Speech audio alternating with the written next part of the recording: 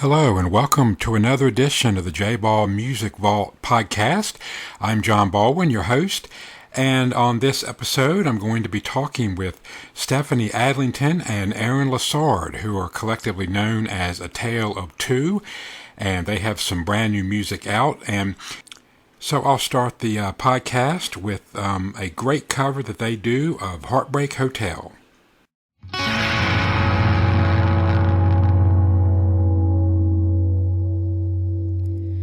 Well, since my baby left me, I found a new place to dwell.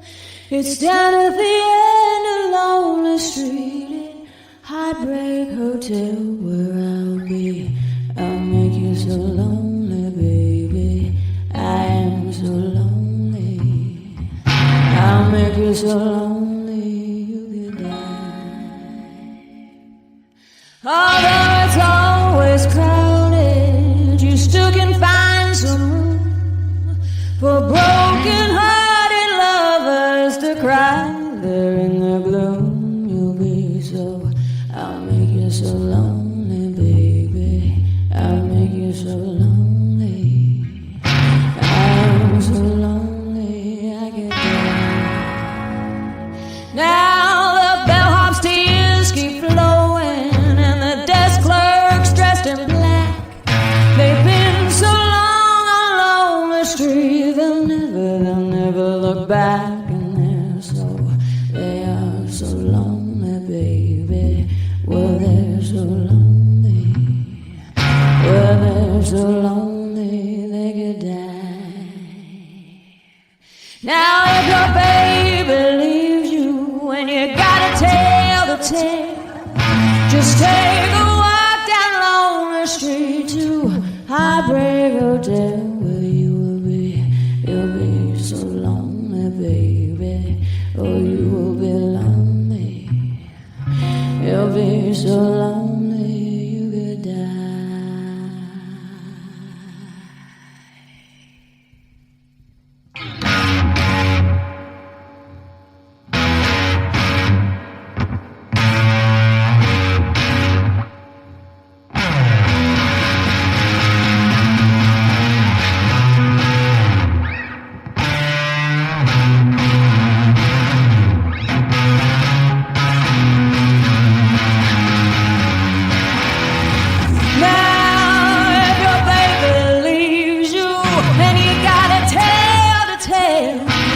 Just take a walk down Lonely Street to Heartbreak Hotel.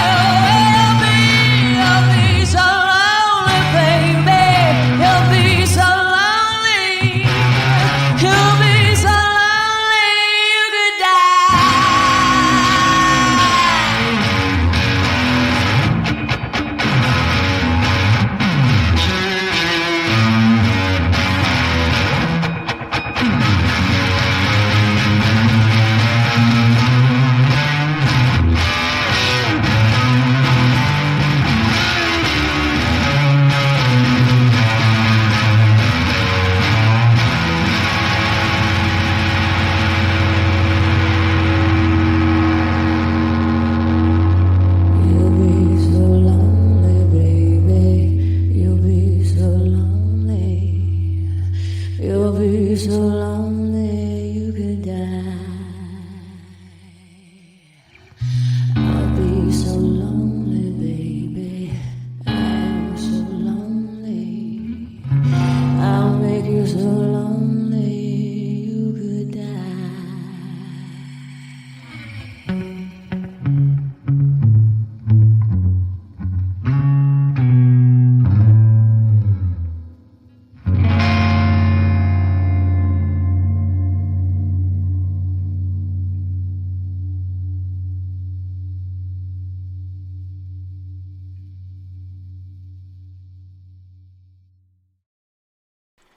Whoa, what a phenomenal cover of Heartbreak Hotel by Stephanie Adlington and Aaron Lessard.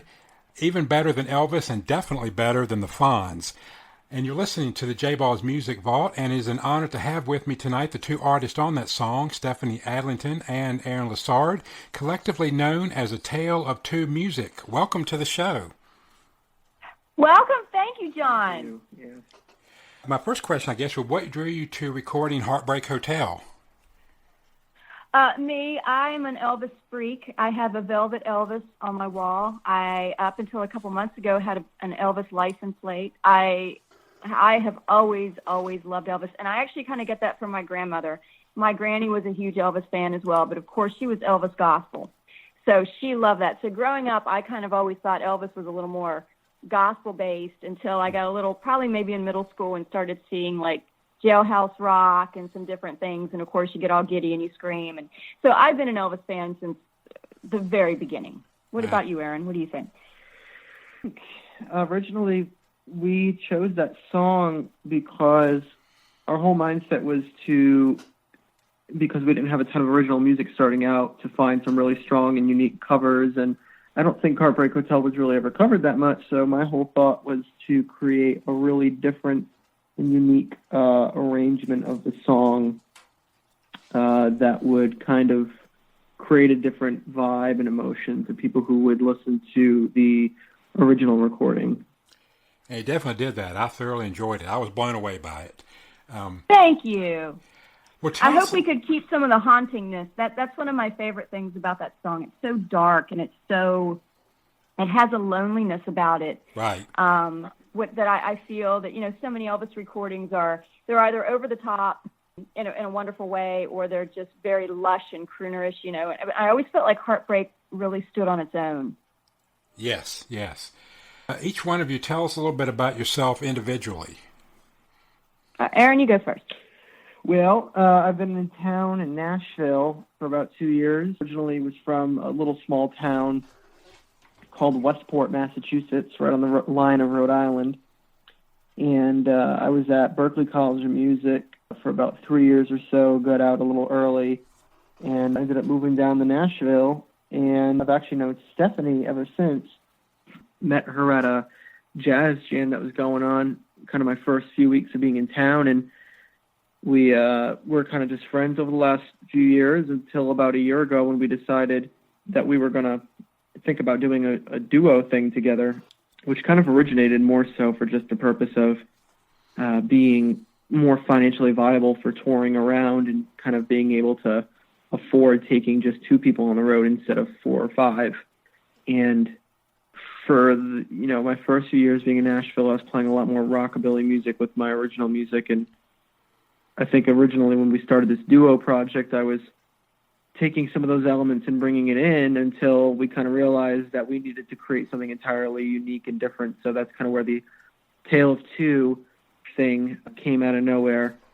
And we decided to kind of step more into the Americana world and roots and blues. And I think it's kind of crafted into something a lot stronger, of it being more of its own entity. It's really helped me become a better singer by working with Stephanie and singing with her at the same time in a lot of these songs that we've been doing. And my guitar playing has certainly become more versatile in that sense as well. And you've added in slide. Yes, we've had things such as slide guitar now and playing resonator guitar, which I had never done before.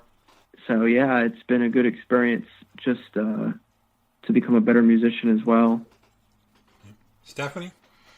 Yes. Oh gosh. It's interesting when he's talking about going from rockabilly to what we're doing now, more Americana. For me, I kind of created my own genre, at least in my head. I don't know if it ever came out the way I wanted to, on my first EP, and I called it Jazzicana because it's jazz. I always called it a little bit of jazz, a little bit of blues, and a whole lot of story. And I always heard in my head that I wanted something that was rootsy and of the Americana feel, but also jazzy in feel and bluesy in feel. And I always wanted to incorporate all these elements all together. So I feel like what we're doing now is always what I wanted to do. So for me, it was kind of like and I still gig a lot of jazz here in Nashville. I love jazz. I'll always love jazz, but I also really love to craft my own songs and my own flair with those songs. So it's been a lot of fun to get to dive in a little bit more of the rootsiness and the bluesiness in some of our new material that we're writing. But, I originally, I grew up in a small town in West Virginia called Grafton, the home of Mother's Day. It's a big deal. Aaron's laughing at me, but we recently went back last month and we played the Born and Bred Music Festival, which is started in my hometown 2 years ago, and they're going to keep making it a regular thing. It's a great community event, and we got to go back and I showed him the Mother's Day Shrine, and of course I went to Anna Jarvis Elementary School, so that's a big deal where I'm from.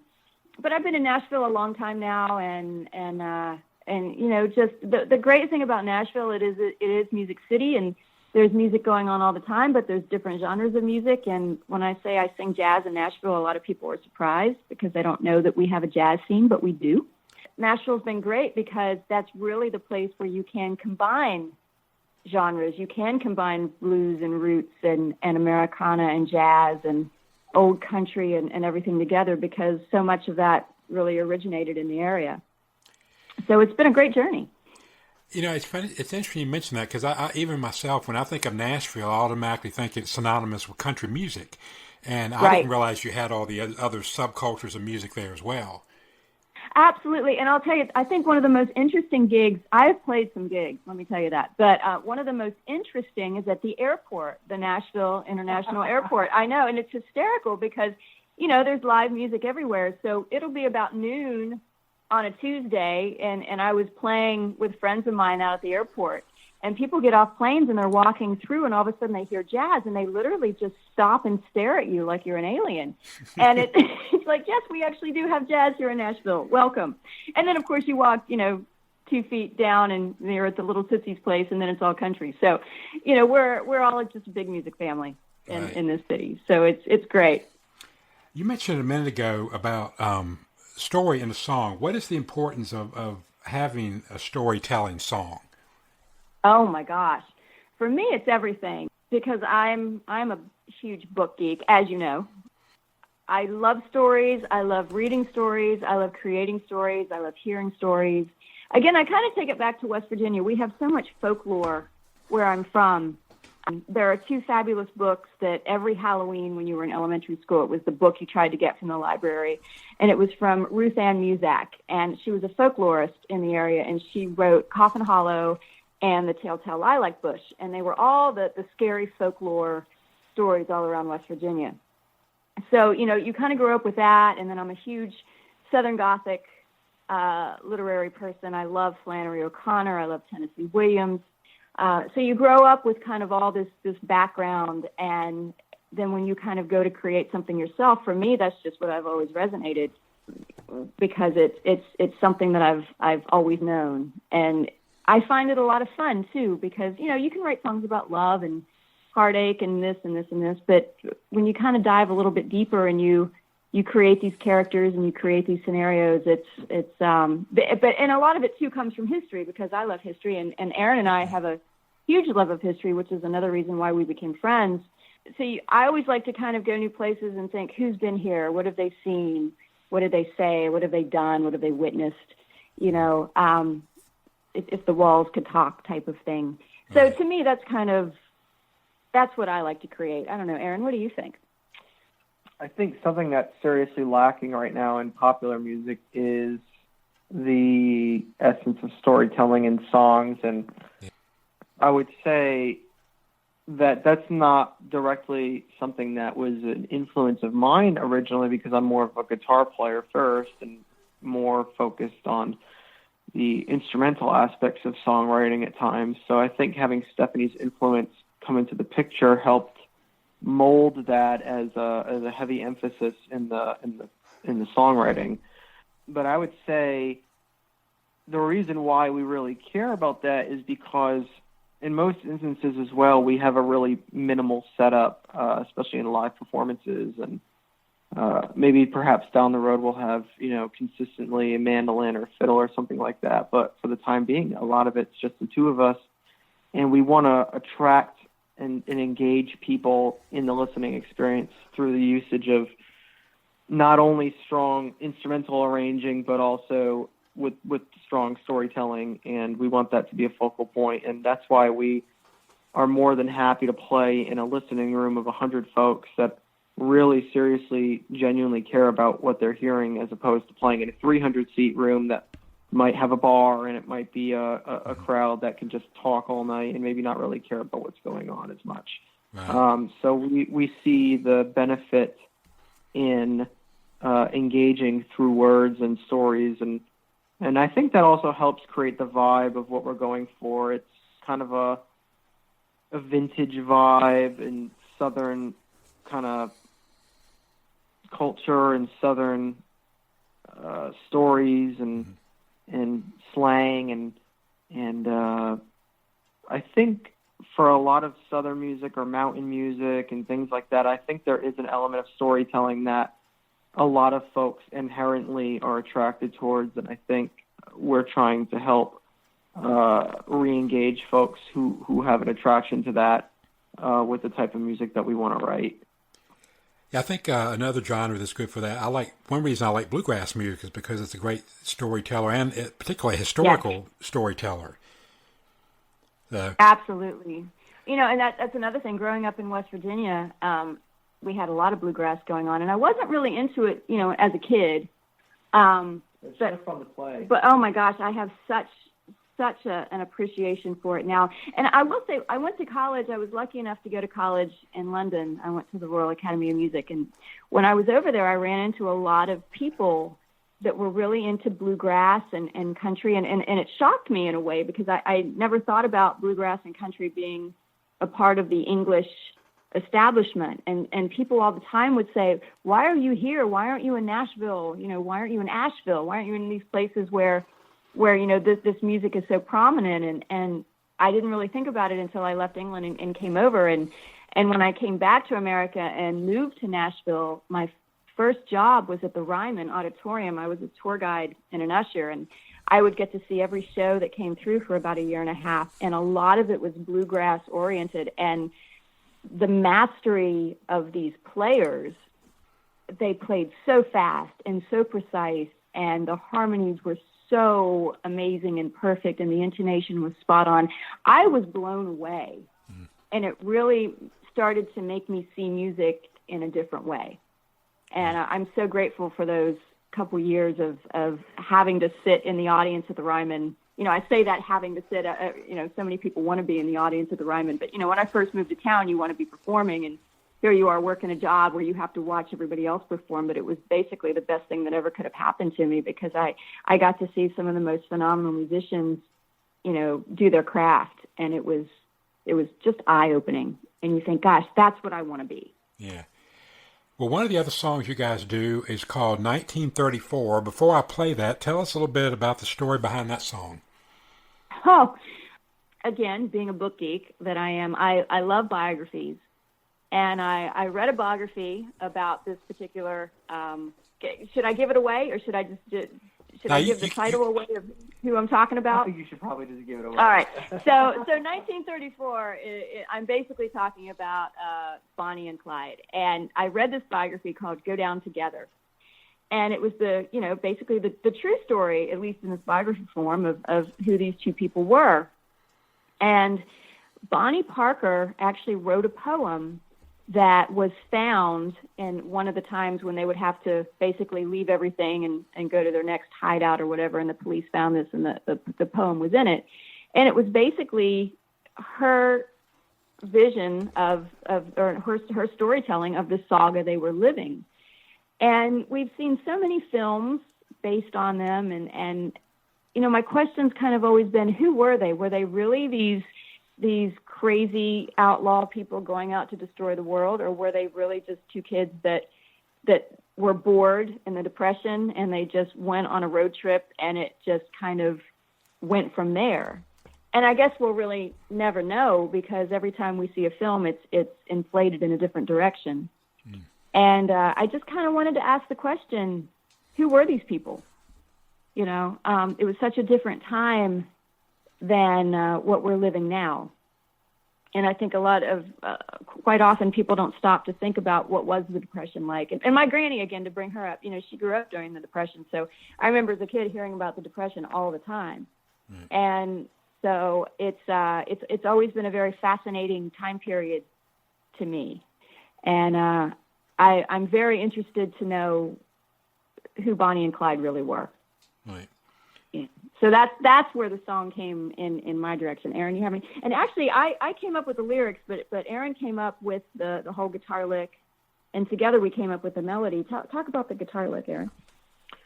Well, obviously, Stephanie was far more knowledgeable on the topic than I was.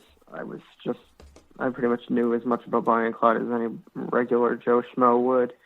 So my whole thing was kind of taking the concepts that the song was kind of created off of, and I had the idea of kind of when the song kicks in, it's kind of a driving pulse, and it's supposed to simulate a car.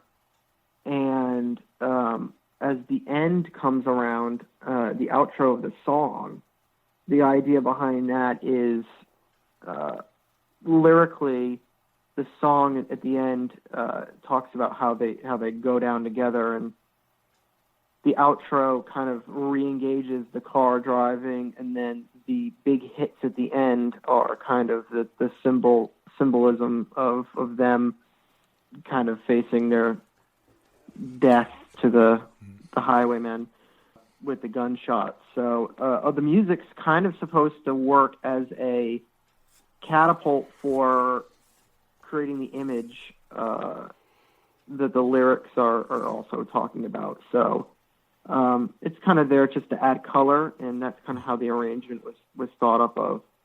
But lyrically, I think it's one of my favorite songs that we do, and I think it's kind of a perfect embodiment of where we want to go in terms of the songs that we kind of want to compile over the next few months, and hopefully the songs that hopefully end up on a record at some point as well.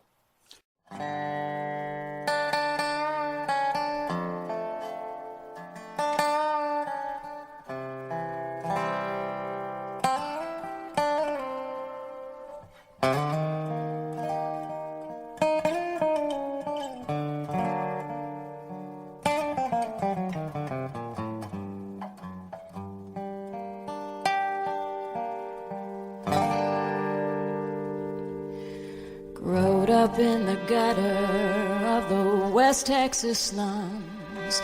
Two hearts blazed and couldn't be caged, so they lived life on the run. Times was hard everywhere, not much left to choose, but steal a car and drive it far and fast like lovers do. Was it just a joyride to have a little fun? Things got out of hand, then nothing could be done. Was it cruel intention? Was it suicide? A true romance turned deadly dance for two kids named Bonnie and Clyde.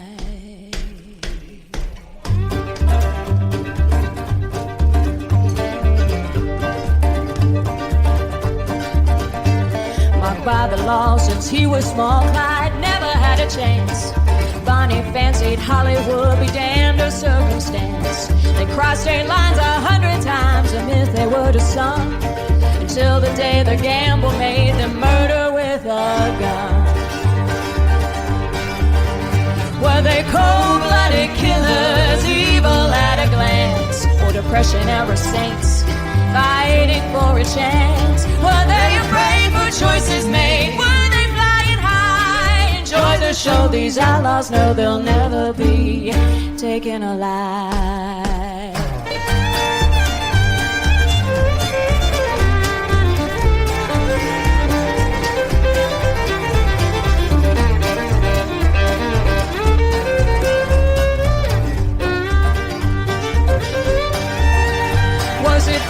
That they seeked, was redemption out of reach? Could they not afford to ask the Lord to deliver what he preached? How can one survive or ever turn the tide when the devil bets with no regrets and angels cease to fly?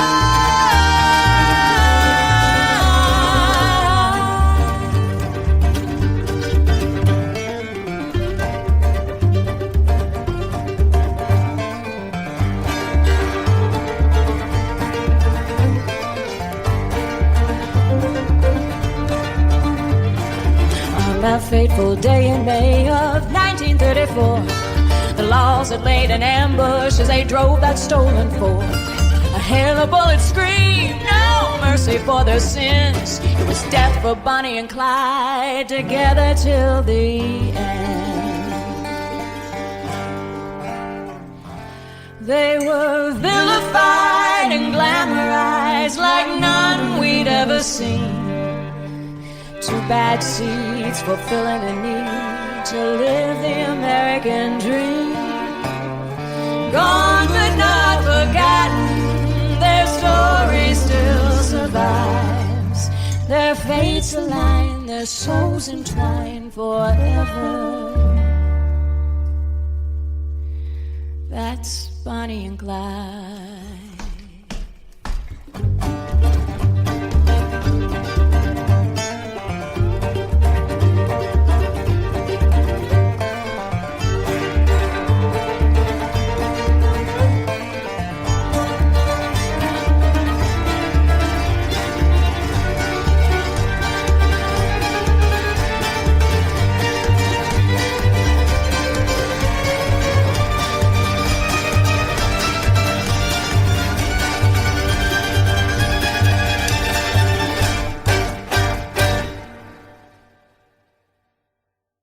Tell us where folks can find out more information about you and where you'll be appearing.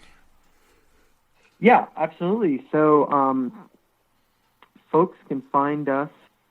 It's always a little tricky considering that we have an A as the first word of our group title.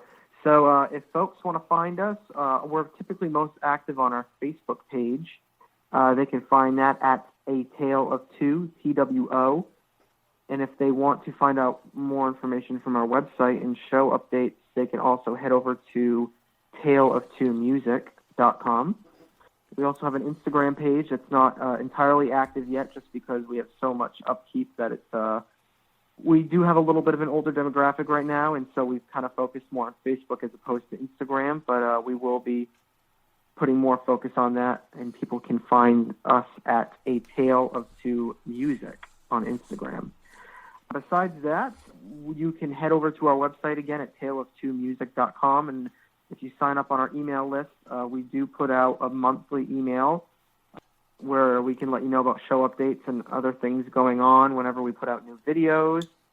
We are going to be announcing at some point in the next month or two a GoFundMe campaign where we will be kindly asking for financial donations towards the making of the record, and we'll be offering some rewards for everyone in return for doing so.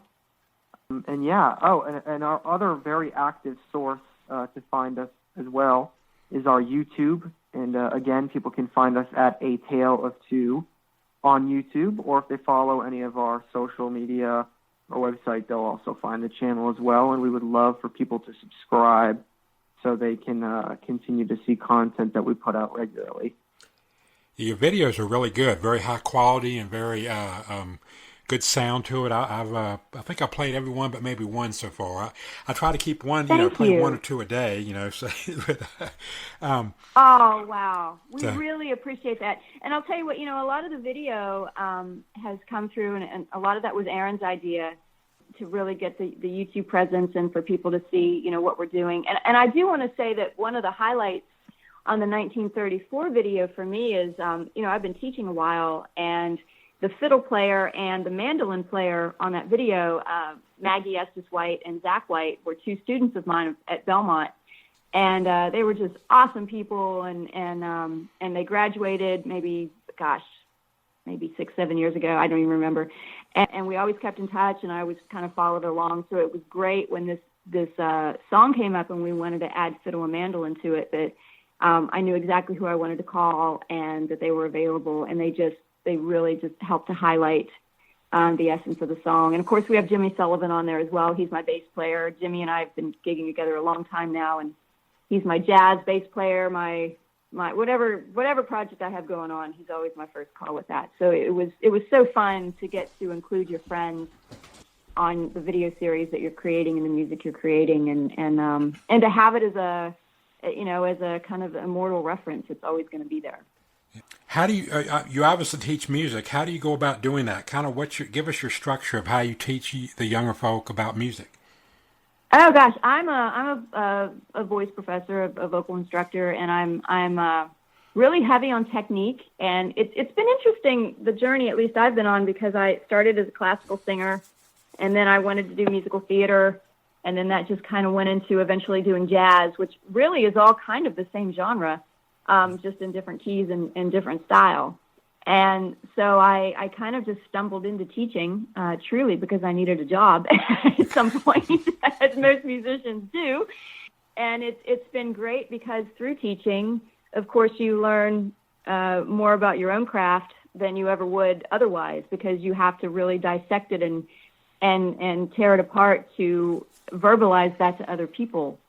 So I've concentrated, mostly on how to take a lot of singers that were classically trained and how to change them to more of a commercial style, and just to have a lot of vocal health and to make smart choices and to not rely so much on autotune, and which is what we have today, and the whole studio magic, but to actually be able to recreate it live, which I think is very important. And I'm a complete geek when I start talking about breath support and modified valves, which I never thought I would turn into, but I completely have, and I own it, and it's fine. But I do love, I've had a lot of great students over the years, and it's great to hear their successes and what they're doing, and it's been a lot of fun, and I've learned way more teaching than I think I've ever taught anybody else, if that makes sense. And Aaron and I have a master class that we started last year, and Aaron, what's it called again? Well, we called it, for last year, we called it a Nashville Industry Performance Seminar, and we did it while we were up in Massachusetts doing a few shows, and basically the whole premise of the master class was to help inexperienced performers, people who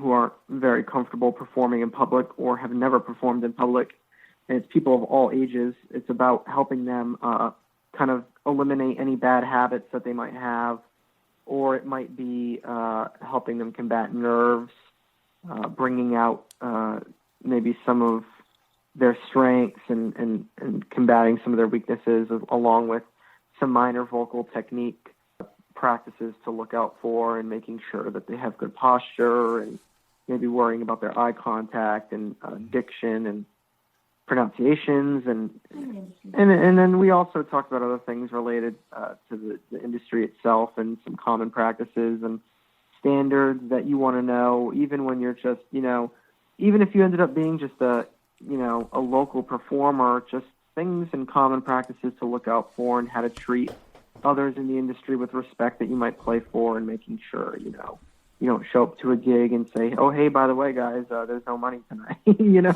Yeah. You'd be amazed sometimes how many musicians may lack a common business sense, something like that.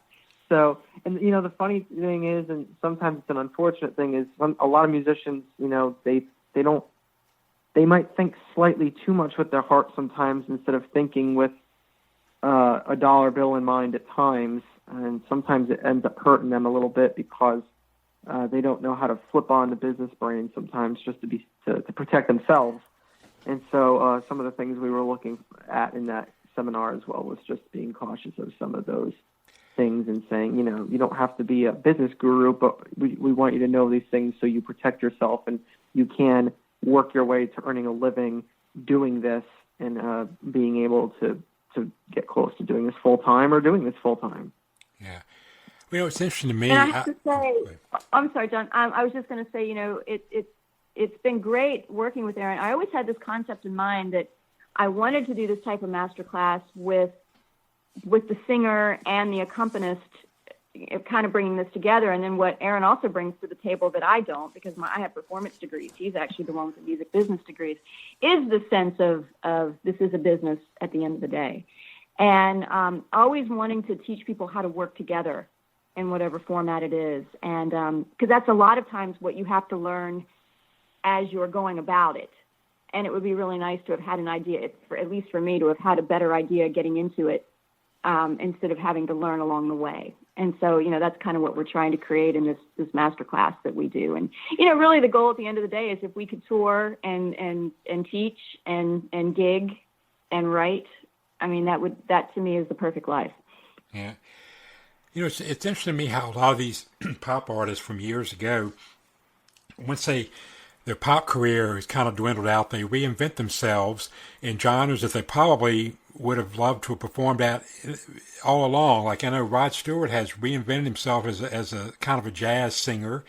Yeah. In the old standards. I've lost count how many times Linda Ronstadt has reinvented herself. She's my absolute favorite. Yes, she has. She is probably, and I just actually used her as an example the other day in my voice class. Mm. I said, she has been through every genre vocally that I can possibly think of, and she's done it with such precision, and she's, as far as I know, never really had a vocal problem. Yeah. And that's not what we can say for a lot of artists today. Yeah, she even did. I found a couple of years ago. She even did bluegrass really early on. My favorite music of hers is the stuff she did with the Nelson Riddle Orchestra. That is just so fabulous. Good. So, well, that kind of segues into my next question. Who are some of the artists that inspire you or you pattern yourself after? Oh my gosh, I could go on for years. Billie Holiday is my absolute favorite female jazz artist list, but in my opinion, she's the most honest and the best phrasing singer that I've ever heard. And she's, a lot on the backbeat, and she's different every time. And I strive for that as a live performer, because you always want to keep it fresh and you always want to keep it in the moment. And I feel like she always was. Of course, I love Ella Fitzgerald, Nina Simone. I'm a huge Hank Sr. fan. Hank Williams Sr.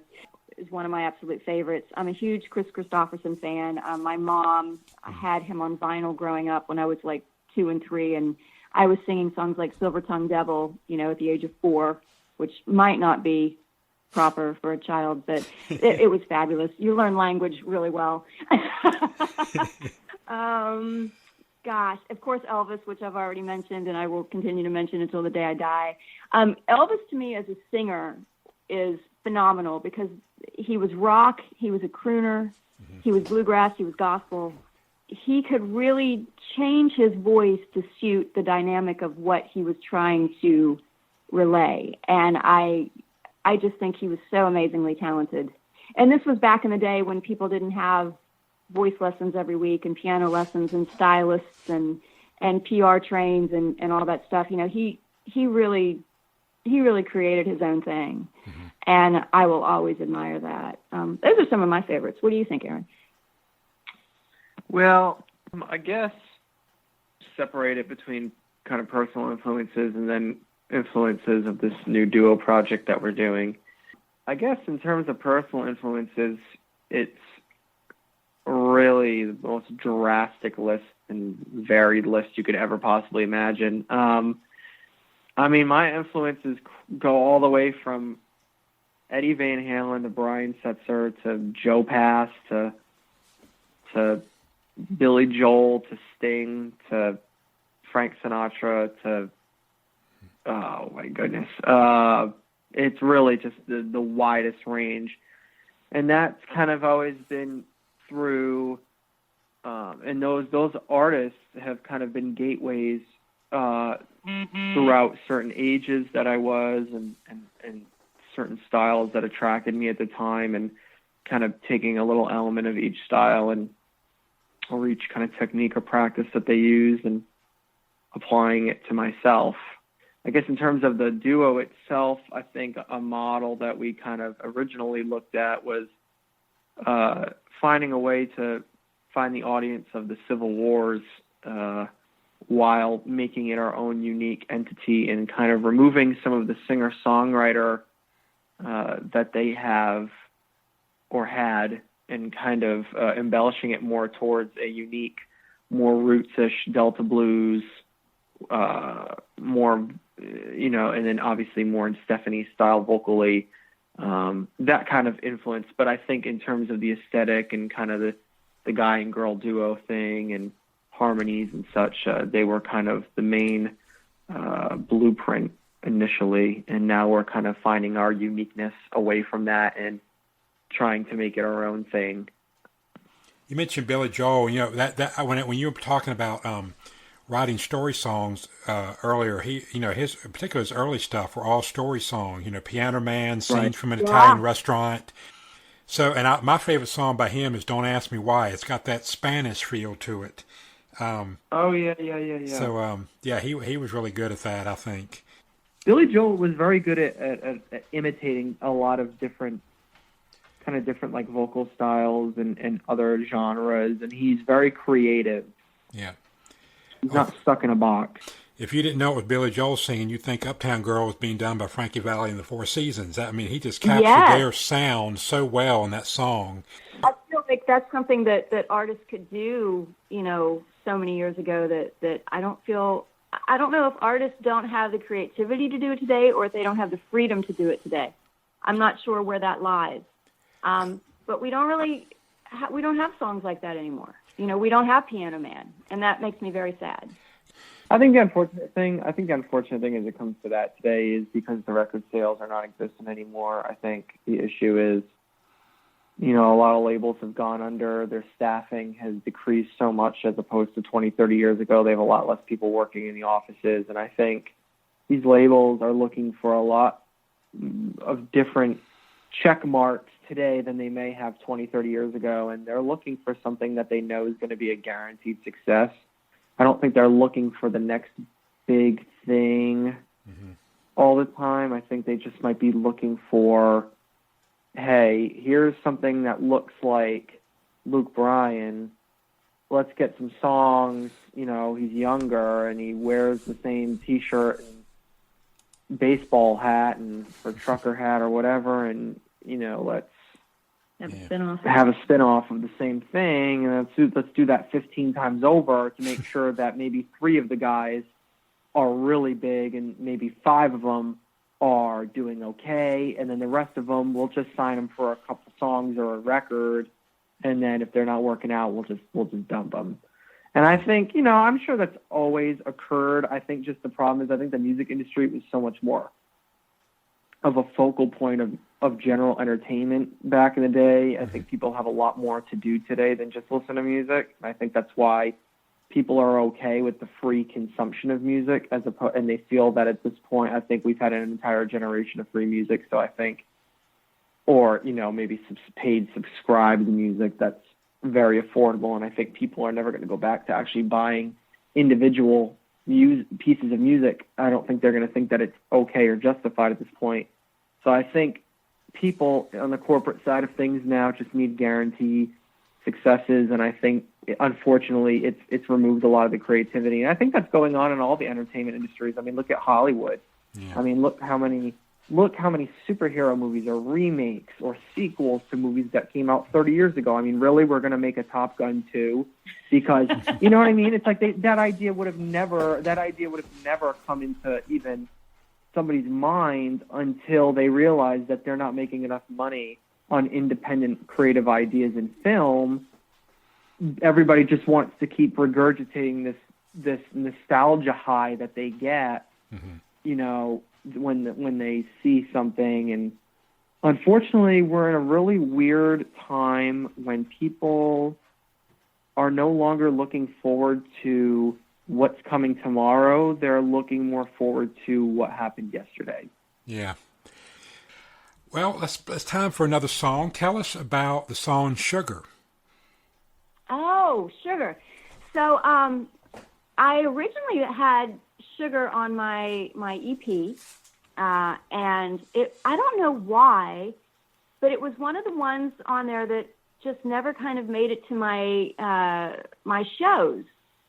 And everything else on the EP was being performed, and Sugar kind of wasn't, and you just kind of keep going from show to show and you forget about it. And so when Aaron and I were going through and starting to write material for A Tale of Two, he said, you know, I really like this song on your EP, and I don't know why you don't perform it. And it occurred to me that I didn't know why I didn't perform it either. So we took the song and added some really cool harmonies, and it completely fits in with the rest of the material that we're doing. So I'm so excited that it found a home, and I'm actually quite glad I didn't gig it before, because I really like what it's become now.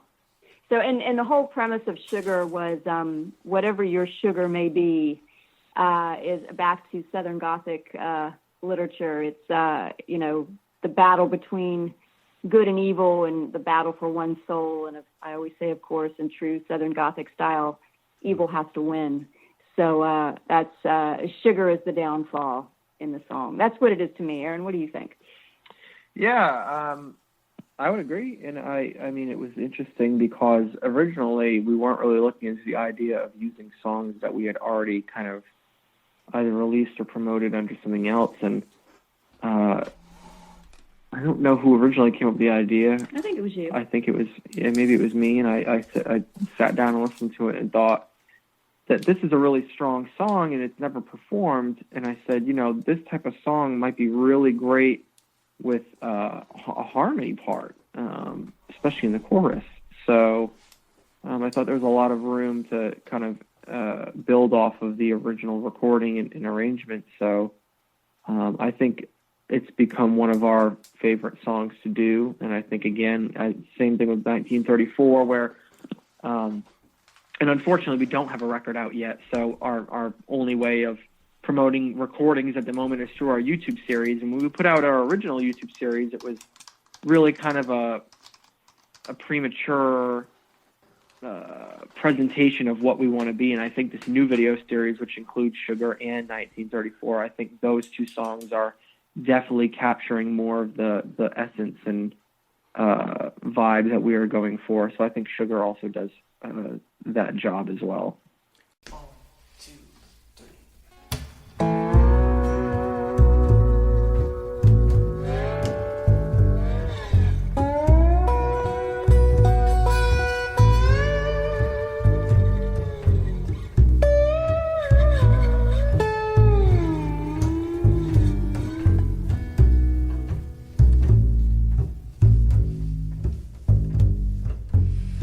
Listen to the story about a boy bewitched, it seems,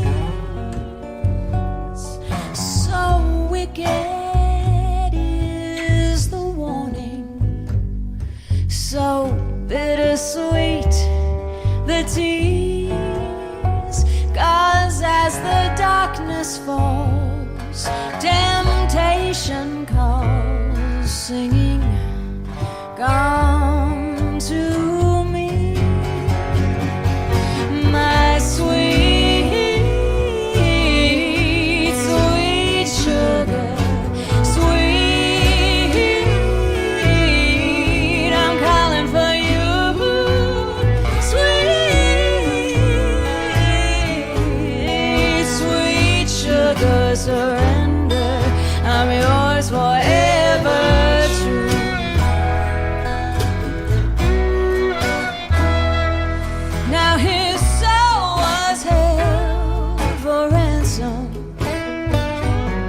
As the temptress lured her prey, oh, how he tried to stop the hunger,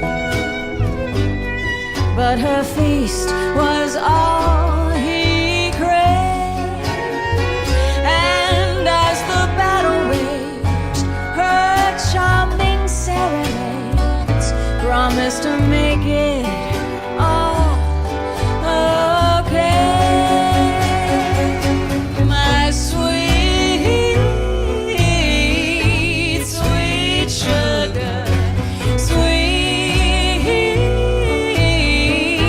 coming for you.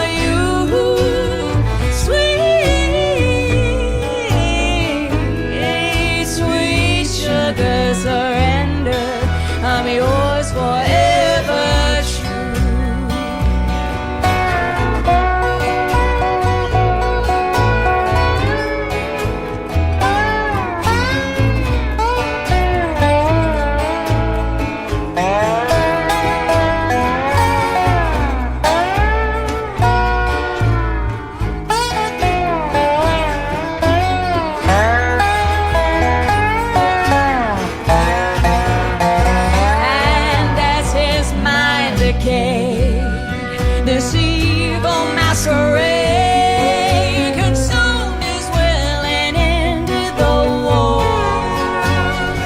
And with his final words, all that could be heard was, "Sugar, come and fill me some more." Yeah, sweet, sweet sugar, sweet, I'm coming for you. Sweet, sweet sugar, surrender, I'm yours forever true. My lover, I'm waiting here for you. Surrender, and I'll be yours forever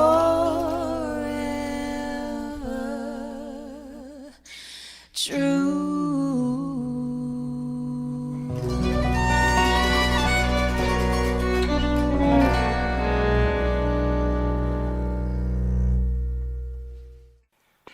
Now, you guys have a Christmas project that came out last year, and since this is almost the end of October and we're heading into the Christmas season, tell us about your Christmas album. Yeah, so the Christmas album, it was fun to make because it was interesting to make because my friend Rod Engel, it was his idea to do it, and it was about May of last year, and he said, "Come on, let's write some Christmas songs." And I said, "I can't possibly write a Christmas song. It's May. I want to live summer. I don't want to be cold again," because we'd just come out of a winter. And so we were writing some songs all summer, and there's a song on there called Christmas in July, and of course that kind of came out because it was the month of July, and we were trying to write a Christmas song. And of course all the Hallmark channels that have Christmas in July on there, we thought that was a good tie-in. And so we wrote a couple originals for that, and then we all pulled out some of our favorite Christmas standards. And for me, it was always Ella Fitzgerald's What Are You Doing New Year's Eve, and Louis Armstrong's Christmas Time in New Orleans.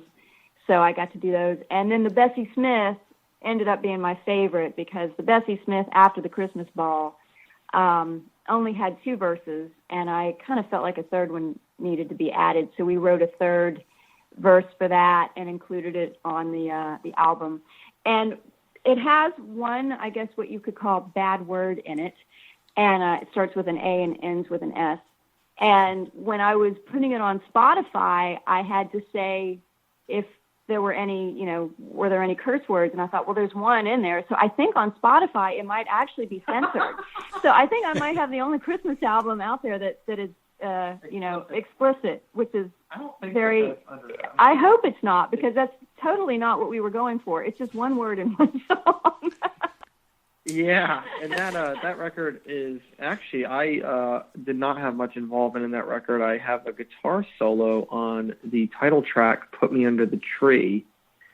But I was kind of behind the scenes with Stephanie and Rodney on that project, kind of taking some photos and kind of just sitting along for the ride and seeing how that came out. And yeah, it was a lot of fun to check out. And again, the record is called Put Me Under the Tree, I'm Yours. And I think the record does a really good job, especially the cover songs. It's I even found myself around Christmas time listening to the record last year, where it's just a very festive record, and it does a great job of taking covers and kind of covering them in a very true and accurate manner while having some really strongly written original music. And incredibly enough, I think Rodney, who had a heavy hand in the production and tracking for the record, ended up recording about 90 to 95% of the record all by himself, which was pretty amazing. So it's a great record, and if anybody likes Christmas music, especially getting closer to the Christmas season or holiday season, I think it's certainly a great thing to check out and hear some new Christmas songs as well. Well, before we go, I've got to ask Stephanie because, and I told you I was going to do this when we did the interview. You have a certain phrase of how you describe yourself. Can you tell us what that is? Oh, the Siren of the South? Well, yeah, with that, there's another phrase you use. Oh, a phrase I use. Oh, goodness. All right, I'll prompt you for. What is it? Huh? Help me out. What is it? Beautiful and dangerous. Oh, beautiful and dangerous. Okay, let me tell you where that came from. So I have a great friend, Stephen Knapp of Naptime Creative, and he wanted to film an EPK, which is basically a video of kind of, it's an interview and it's some music and it's some video and it's just like kind of introduction of who you are and what you're doing. And so we spent about, maybe a year working on this thing, and we had some overdubs one day, and it just kind of came out, I'm beautiful and dangerous. And when I was letting, and it was just, it was all meant in fun. And when I sent it out to a couple people that, I really trust, just to kind of get some feedback on it before it kind of, went out there for the world to see, they were like, oh, I don't know if you should say that. It sounds like this or it sounds like this. And at first I was a little offended, and I thought, hold on. So if I were Madonna, I could come out and say something like that, and it's fine. If I were, Lady Gaga, I could come out and say something, and it's fine. Why can't I say I'm beautiful and I'm dangerous? So I kept it, just really out of spite, more than anything else, because I thought, own who you are and enjoy it and have fun with it and never apologize. So when I say that, I'm in no way being arrogant. I'm just being like, you know what? This is who I am, and this is what we're creating. So please don't take offense, anyone. And people just have to deal with it. I think it's hilarious. Thank you. It's Siren of the South - beautiful and dangerous. That's what I look at it as. Beautiful and dangerous. And it was fun, too, because we were actually at the Nashville City Cemetery, and you weren't supposed to film there, but we were filming there. And we thought we would do it on like a Tuesday afternoon when nobody would be there. And, of course, we picked Flag Day. We didn't realize it was Flag Day. So we go into the city cemetery and we're trying to film, and there's all these people in uniform and everything running around, and we're like, what is going on? And of course it's Flag Day. And so we were around some of these old wonderful gravestones, and you saw the wrought iron fence with the spikes on it, and that's where we say beautiful and dangerous. And it I thought it just went along so well with the Southern Gothic tone of what we were trying to create. So again, please, no one, I'm not being serious when I say it, but I will own it at the same time. Well, thank you. I just think it's right. I'm not sure I could top anything else in the interview with that. That would be a good, excellent place to Yeah, just one of those other wonderful blunders that you run into, and you're like, wow, that was interesting. Okay, we'll just go with that. And to top the day off, it was so hot. It was like my makeup's running down my face, everything. So we're going around and we're filming this. And then literally at the end of the day, one of those massive thunderstorms broke out in the middle of the afternoon. And so we're trying to run then through the cemetery with camera equipment. And I had a parasol and I'm in heels, and we're trying to run through the cemetery to get back to our car. It was a day. It was definitely a day. So it's all there on the EPK, but it looks really nice and pretty on the EPK. That's funny.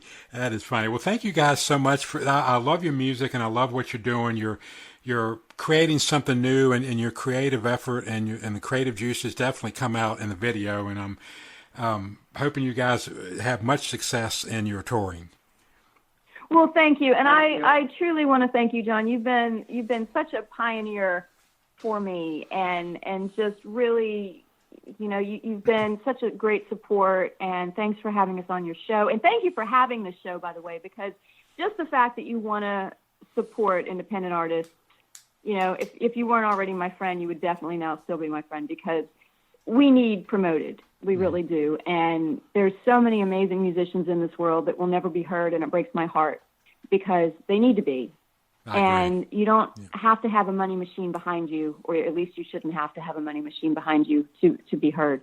So it's other artists like yourself out there that are really helping us be heard. And we thank you from the bottom of our heart for, giving us the time of day and for helping to spread the word. So thank you truly for that. Well, you've been listening to the J-Bal Music Vault, and tune in next time right here on YouTube.